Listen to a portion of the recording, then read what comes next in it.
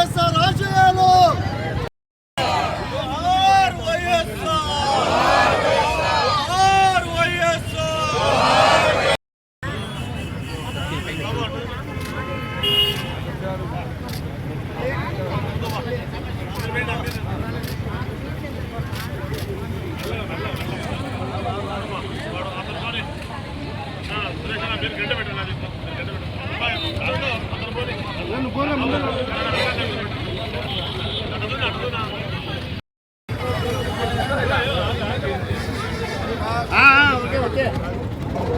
వినోదనా phone pay రా పక్కరా అదే record అవుతుంది నా నువ్వు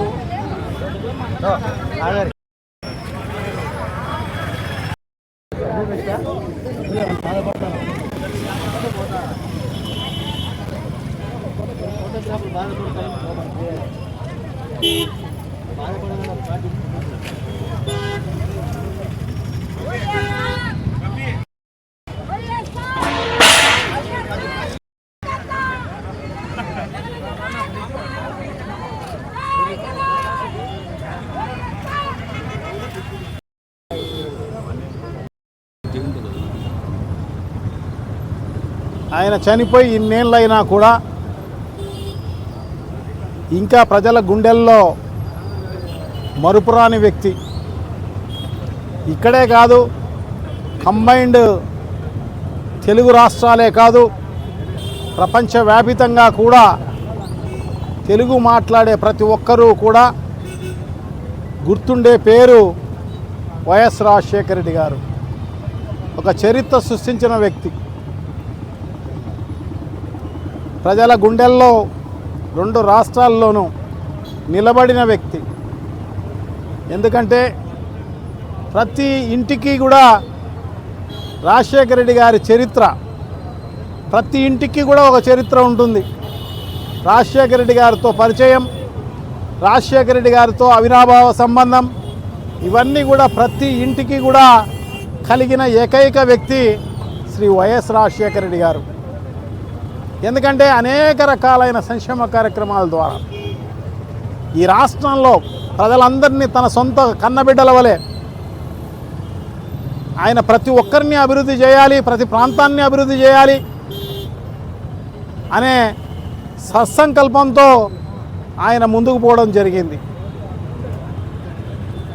సో అందరూ కూడా తన వాళ్ళే అనుకున్నారు కాబట్టి ఎవరు కూడా బాధపడకూడదు అన్న ఉద్దేశంతో అన్ని రకాలైన చర్యలు తీసుకోవడం జరిగింది.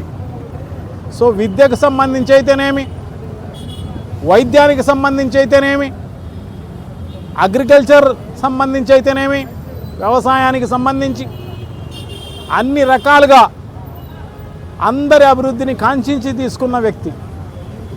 ఇప్పుడు రాజశేఖర రెడ్డి అని పేరు చెప్పంగానే 108 గుర్తుకొస్తుంది, 104 గుర్తుకొస్తుంది, ఫీ రియంబర్స్మెంట్ గుర్తుకొస్తుంది, రైతులకు సంబంధించి రుణమాఫీ గుర్తొస్తుంది, ఉచిత కరెంటు గుర్తొస్తుంది, ఇవన్నీ కూడా గుర్తుకొస్తాయి. జలయజ్ఞం గుర్తొస్తుంది. ఎందుకంటే 1,000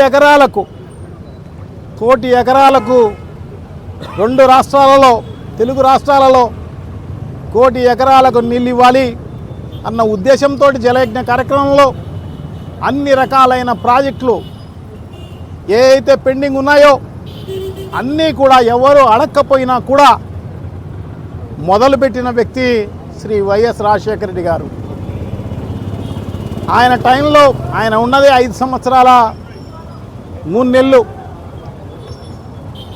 సో ఆ కాలంలోనే అన్ని ప్రాజెక్టులు మొదలుపెట్టిన ప్రాజెక్టులు అన్నీ కూడా దాదాపు 80% పూర్తయిపోయినట్టు ఉన్నాయి, 50% పూర్తయిపోయినట్టు ఉన్నాయి. కొన్ని ఈ ఫారెస్ట్ క్లియరెన్స్ల వల్ల, మిగతా ల్యాండ్ అక్విజిషన్ ప్రాబ్లం వల్ల, సో దీనివల్ల కొన్ని 20% 30% పూర్తయిపోయిన పరిస్థితి. సో ఈ రాష్ట్రంలో వ్యవసాయం అభివృద్ధి చెందితే ప్రజలందరూ, రైతులందరూ కూడా బాగా ఉంటారన్న సదుద్దేశంతో మొదలుపెట్టిన వ్యక్తి. సో అదే కాకోకుండా ఫీ రియంబర్స్మెంట్ ఇవ్వగలిగితే ప్రతి ఇంట్లోనూ చదువుకుంటారు. డాక్టర్లు, ఇంజనీర్లు, కలెక్టర్లు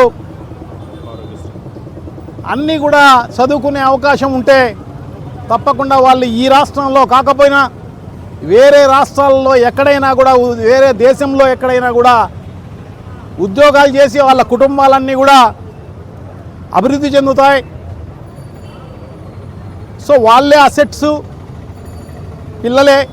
పిల్లల చదివే అసెట్ అన్న ఉద్దేశంతో ఫీ రియంబర్స్మెంట్ పెట్టడం జరిగింది.